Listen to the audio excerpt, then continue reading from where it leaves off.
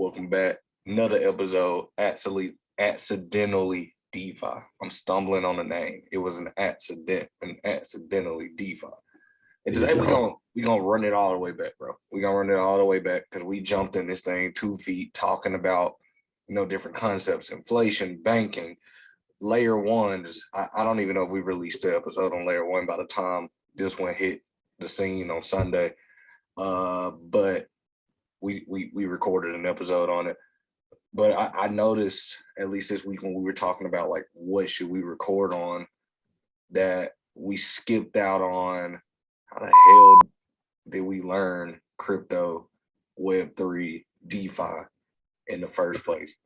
So today we talking all about how did we even start learning what it is that we know and what it is that we continue to learn every single day. So yes, accidentally DeFi with your boy David and Jerome. Let's get it. So let's first kind of question, like, when were you first introduced to crypto? College. Yeah, so I met a dude and he was like, buy ETH. And I was like, crypto stupid. And I, as a guy that I spent a lot of my life, reading a whole bunch of economics books. And I was like, I trust the central banking system. And like they have what it takes to get us out of this. And I was kind of stubborn with it. And I think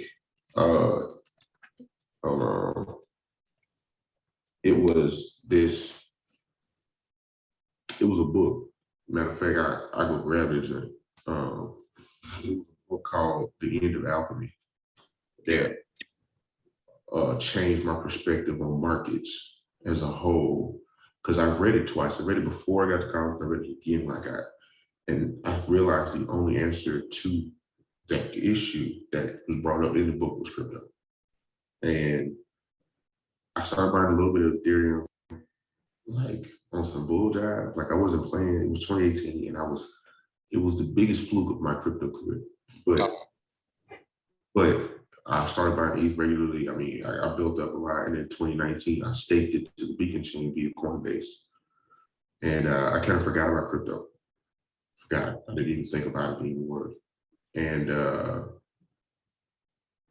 2020, when the pandemic came, and I saw the amount of money they were printing, and they were like, "This won't cause inflation." I was like, it should though. And then after that, I started realizing, like, how can I protect my wealth? How can I generate wealth? How can I afford anything in this world? Yeah. And crypto was my answer to that. So I started 2021 is probably when I really jumped in head first with the regular buys.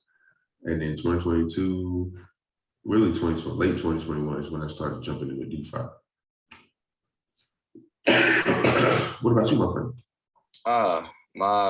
My journey into crypto was a little bit different. Actually, it was a lot of bit different. I heard about Bitcoin several years ago at this point. I think everybody heard about Bitcoin several years ago, but it was framed as this thing that was like this currency, this untraceable currency that was mainly used on the dark web, and you had to like get Bitcoin, and it was this really convoluted, intimidating process to get Bitcoin in the first place.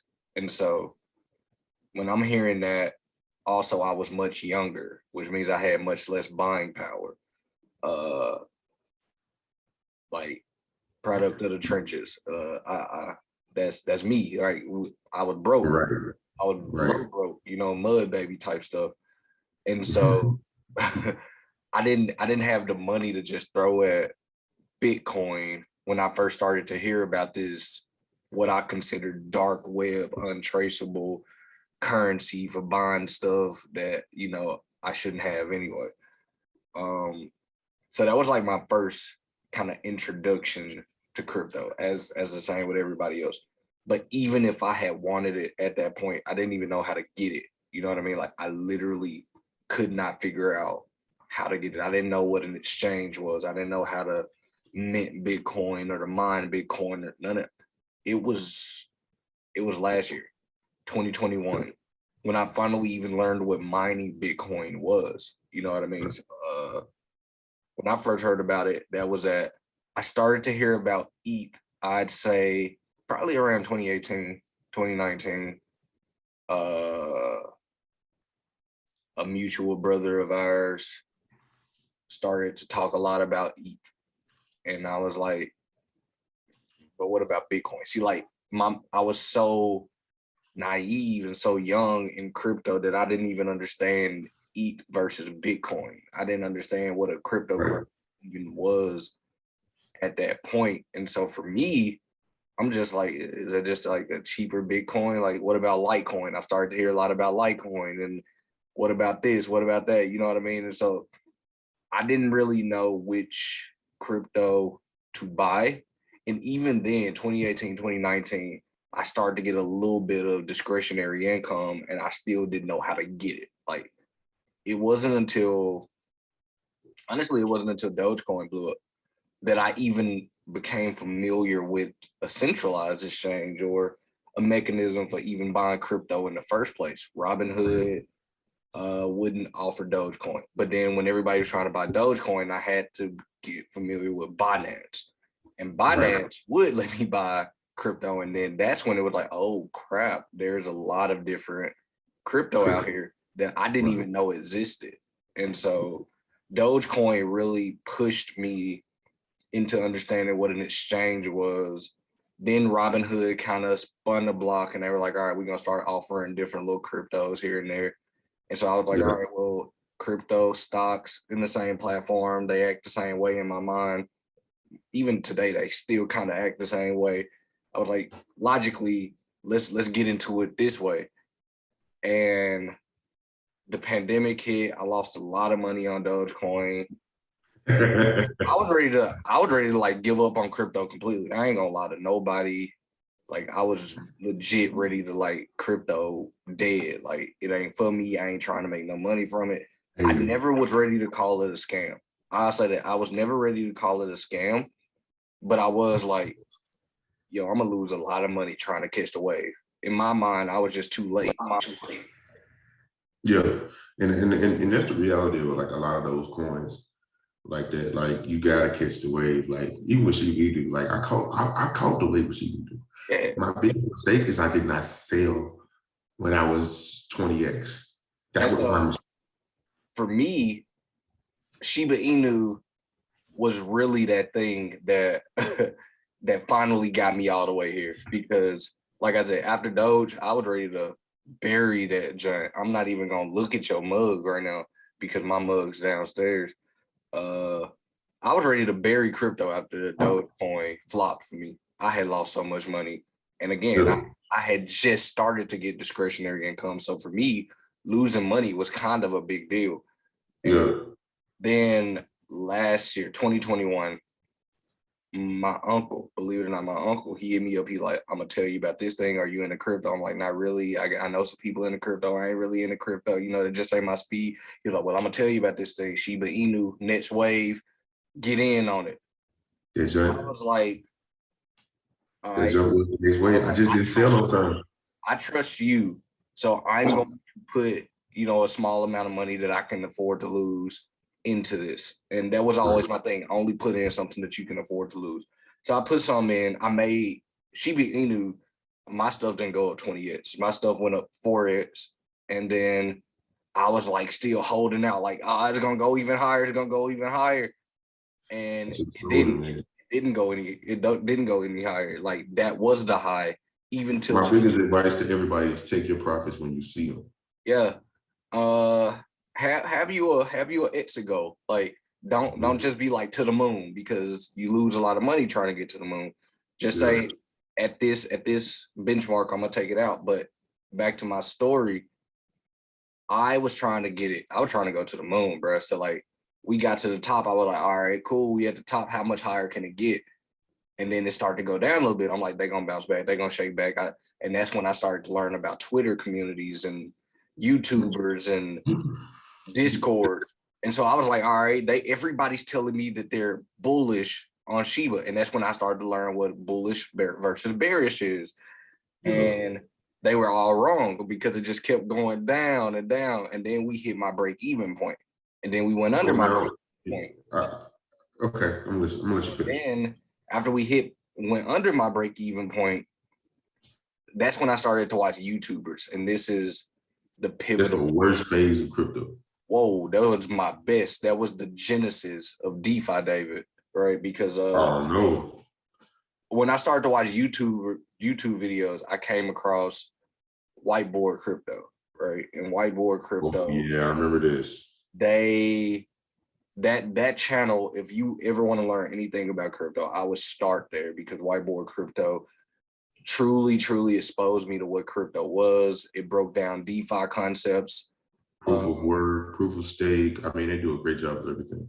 They did it. They did the thing. Yeah. So from my crash and burn with Shiba Inu, I came across Whiteboard Crypto, and Whiteboard Crypto taught me all the basics of crypto and DeFi.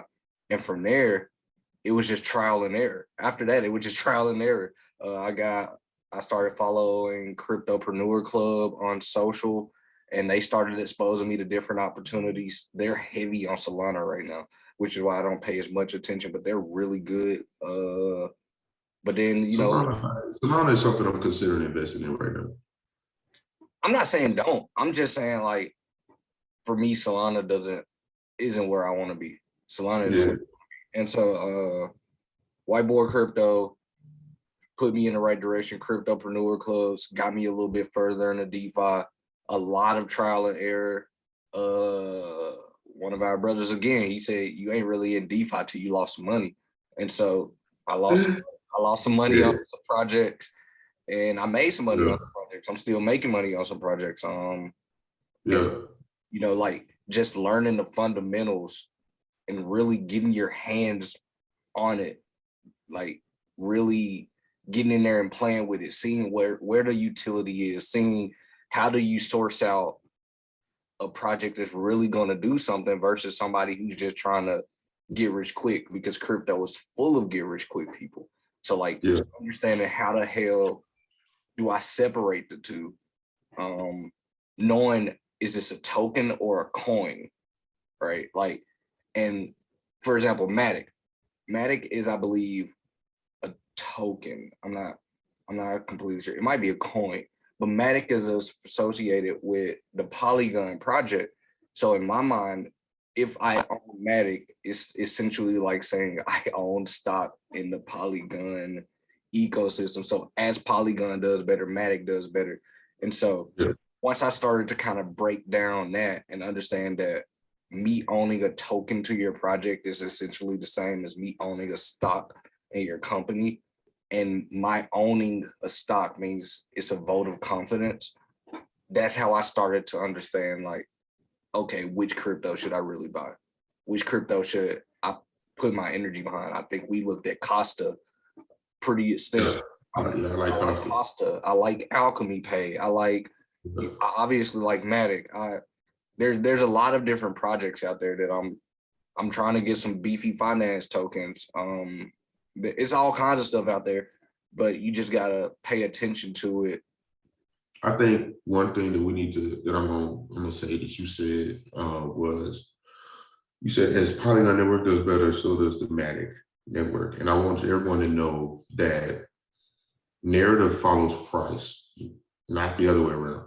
So like when Matic finally decides to go to $10 or however many dollars, when the market comes back and Matic moves to 10, maybe $15, $12, people are gonna be like, oh, it's because Matic built this and built this and built this and built this, right? All of that building is going on right now. But the narrative for Polygon's price in the future is being developed now. But the price is not gonna be produced just because the narrative exists. Like the narrative does not control price. A little bit. I'm gonna disagree. I think you're about 2/3 of the way right, but I think narrative creates demand, right? And that's the part that you forgot. Narrative creates demand, and that precedes the price, and then you have the second narrative ultimately afterward, right? Like if you could create a story about, and I think Apecoin did a fantastic job of this. They created a story, they created hype, and then they had their ICO, and that jump went crazy, and then they just started to drop, and then a new narrative replaced the old narrative because that one followed the price, and so I definitely think a narrative follows the price, but I think there are always two narratives bookending the price equation. Right. I think you said another thing. You said price. You're not in crypto, so you lose money in crypto. And I mean, I just broke even. I just broke even on a project that I inked into, and it hurt. About $900 it was. It hurt, and I took a lot of L's mentally and psychologically because I was like, dang, I could have just bought ETH. But then if I would have bought ETH, I'd have been in a different hole because ETH was easily $3K, $25 some $100 back then. So I mean, it's detecting a good project is important. But you can also just have fun. Like, I know it sounds crazy, but like sometimes it's worth it risking it all. Like at this point, the project that I aped into is going to pay me a certain amount of money every month for the foreseeable future. I decided to go through, check the wallets, and I'm like, okay, so they can actually afford to keep this project going, even in the bear market. I'm okay with this. So like, yeah, I mean, sometimes you're going to have to ape into something, but I would definitely advise staying conservative, living in Aave. We don't have to go to DeFi. We're not even bringing up DeFi apps. Can I bring up DeFi apps, bro? You want to say that part? Yeah, we're talking about like, how did you learn? How did you learn? Well, my first DeFi app, my very first DeFi app was Aave. I love Aave. And I'm not going to stop until I'm staking at least 10 Aave tokens. And the bear market is the perfect time to do this. But yeah, Aave is one of my favorite protocols. Basically, I can screen share this? Oh. No? Okay, cool. Yeah, so Aave is basically a protocol that provides you interest. And like me, a TradFi guy, I'm gonna come in there and regular bank account's gonna give you 2%, 3%, no, 0.01% interest. But then I go to Aave and it's like, hey, you can deposit stable coins, we'll give you 2% interest. I'm like, oh, okay, it's 200 times. And the interest rate is variable based on like the loans that people take out and stability that they need. Now, similarly in Aave, if like one day I had a flat tire, right? Driving on the road, Nashville has horrible potholes nowadays. Boom, flat tire. I'm like, oh my God. In a normal situation, in a normal world, I would have to burn through my own savings. But with Aave, I was able to take a loan out against my savings and then pay it back. I was able to take a loan out against my savings and pay it back. And yeah, I mean, I think the utility of a project like that is it's way better than credit. It's better than a credit card. Like I'm done with credit cards. Like I think yeah, a good place to learn about DeFi is CoinGecko got a book called How to DeFi. They got an advanced book. I think reading that book, it's a really easy read. I wouldn't recommend. They got one that's easy and they got one that's advanced. Yeah, and both of them are easy read. You know what I mean? Right. And then they got one How to NFT highly too. Recommend, and it might be cheap as crap. I don't know.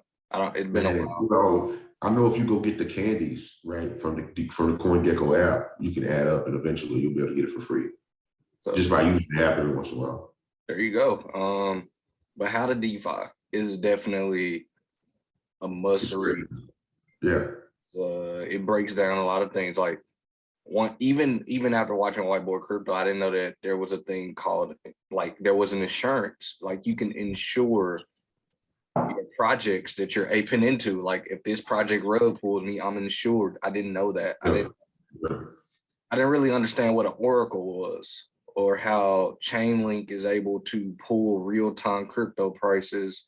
And it's probably the best oracle out there. Some people might debate me. Most people would agree. There was a lot.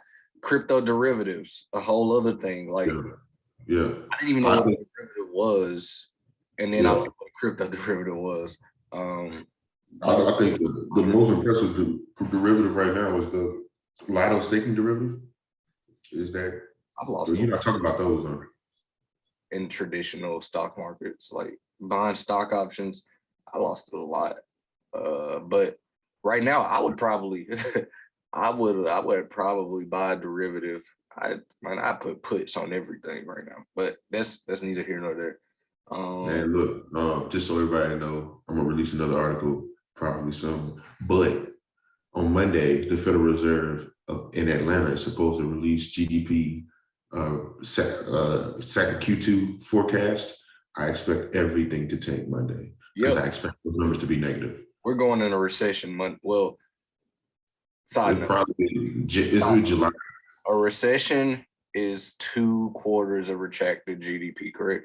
Right. So you have to look backwards. Like we can't actually say we're in a recession right now because we're still in Q2. But when it ends, if they look back and it's like, oh, then they will say, oh, we were in a recession. Oh, we are in a recession. But they can't actively say it. But I believe we're going to be in a recession early July. I believe we're already in a recession technically, but I believe. But I think July 15th, by July 15th, July 20th, they'll announce it. And the market's going to act accordingly. And ETH is going to be $700. Yeah. We got a couple things working against ETH. We gonna see which force kind of pushes it, further. Another thing about DeFi is oh my God, crypto games, bro. Like I've been playing crypto games and it's been so cool. On Arbitrum, they got this thing called Castle DAO, where like it's just it's like card games, kind of like Yu-Gi-Oh! In a sense, but it's not really like that. It's not like Yu-Gi-Oh! At all. It's like card games where like, you get like a zombie sword man, and then he's going against like a knight in shiny armor, and folks just fighting. And I don't really understand how to play yet, but I've been playing and learning and stuff because they're gonna do PvP, person versus person, soon. Whenever they do that, hopefully they release the Castle DAO coin. They haven't done that yet. So, if y'all want to get in on that, if y'all want to get in on it, get in on it. But what else is it? I've been playing Veggies Farms. That's just hit. It's on Polygon. My farm is almost on level 10. We turn it up. We get into the people. I don't know if you can go view other people's farms, but I hope that they're working on that. Because like, if you can view other folks' farms and like be like, hey fam, you ain't even got a bakery yet, slop. Like I would love to do that and talk down on other people I don't know, random people. And that joint is play to earn. So like, I mean, of course I own an NFT, which was like at the time $40, but as of right now, you can probably get it for like 22 because I bought it when ETH was like 2,000 something.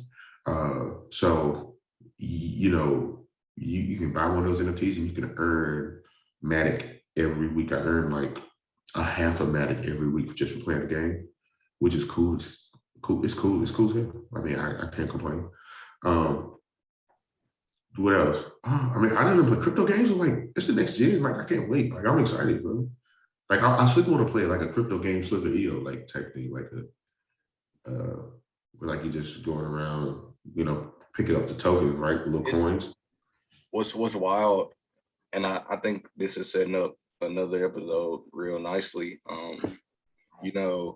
Facebook, Adobe, there were just like a lot of tech companies just met up to come up with, the metaverse standards, right? And I'm paraphrasing, But I think that's a beautiful precursor to what we can expect from crypto games. I know some big gaming companies are already getting into the space. And so I don't think we're that far off, right? Like, a lot of innovation happens during bear markets. A lot of innovation happens during recessions. And I think the next 12, 18 months are going to be pivotal for the amount of innovation that we come out with. And I think, like, just explore right now, going back to like the theme of the episode, how we learn, get out there and explore, spend some time making some mistakes, spend some time, playing around with stuff. You're going to lose some money. It's just part of it, but manage your risk and have fun. Have fun. It's managing risk, and like when you know you get into something shiesty, be honest with yourself. Look yourself in the face and be like, this is a shiesty project. And I'm down with that, fam. And that's what I did. Like when I hopped on, we'll do a project. We got to do a video on that project because there's people that want to get in and people that want to, because now is actually kind of a good time to get in on that project. So we had to do a video or something on that. But like, it's like, fam, know your risk because, this just could disappear in a day. Yeah. So you have no idea the type of volatility I have witnessed. Like my chest. We're gonna talk about it. I think we'll have some articles. Definitely might have a couple videos in the near term about just volatility. What drives a crypto price? I think that's extremely important because people don't understand. It's not so much even about the tech. The tech can be sound, right? The project can be sound. It can be the most well-intentioned project ever with solid tech, and it can still flop. And there's ways that you can think about it and look at it and manage your risk. And so, we'll talk about a lot of that. Yeah, and the shortest way I can get y'all, like how to explain price volatility is when you ever pour the beer in a glass like really fast, like it'll come in and you'll have like a little bit of liquid at the bottom, actual beer, and the rest is like foam. The foam is people's hopes. It's subject to fear. It is the hype. It is the hopium, and those things can be taken away at a moment's notice because it's not the real value. So volatility, that part can be striked at any given moment.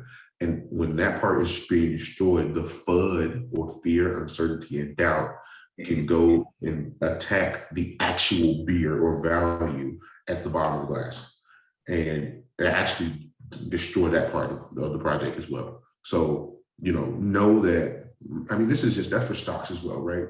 Yeah. A lot of stocks and anything you invest in, a lot of it is just the social capital that it has versus actual value, right? Because Apple, in my opinion, right now is hugely undervalued. We're just going through a recession, right? But that's a part of it, right? A lot of the market is undervalued. Bitcoin is undervalued. ETH is undervalued. Matic is undervalued, right? But that is the foam that's been taken away in the middle time. Now you can strike at the heart of the project. That's why everywhere you're going to go, you're going to see newspapers write bad articles like crypto is dead again.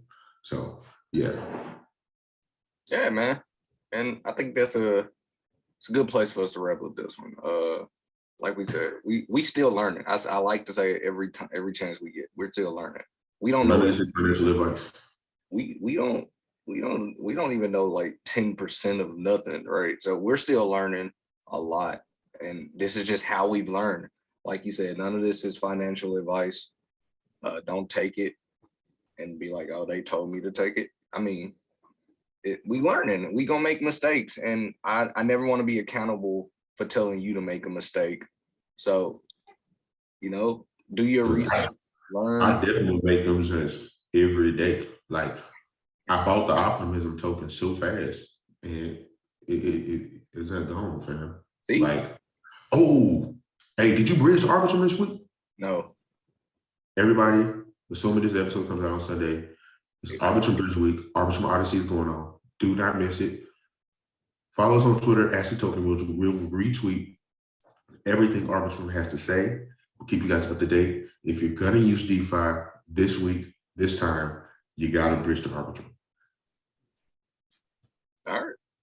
And that might be a mistake.